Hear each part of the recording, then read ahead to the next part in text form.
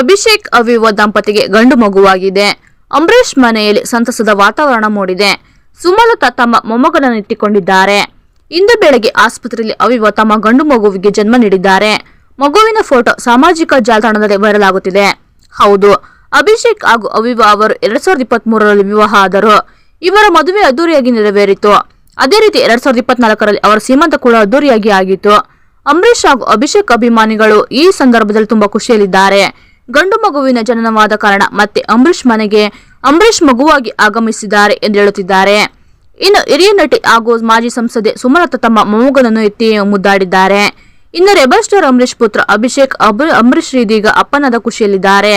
ಪತ್ನಿ ಅವಿವ ಅಬಿದಪ್ಪ ಈಗ ತಾಯಿಯಾಗಿ ಮಡಿಲು ತುಂಬಿಕೊಂಡಿದ್ದಾರೆ. ಅಭಿಮಾನಿಗಳು ಈಗಾಗಲೇ ಯಾವ ಹೆಸರಿಡ್ತೀರಾ ಎಂದು ಕಮೆಂಟ್ ಮಾಡಲು ಆರಂಭಿಸಿದ್ದು ಎಲ್ಲರೂ ತುಂಬಾ ಸಂತಸದಲ್ಲಿದ್ದಾರೆ. ಇನ್ನು ಬೆಂಗಳೂರಿನ ಖಾಸಗಿ ಆಸ್ಪತ್ರೆಯಲ್ಲಿ ತಮ್ಮ ಮಗುವಿಗೆ ಅವಿವ ಜನ್ಮ ನೀಡಿದ್ದಾರೆ. ಜೂನ್ 5, 2023ರಂದು ವಿವಾಹವಾಗಿತ್ತು.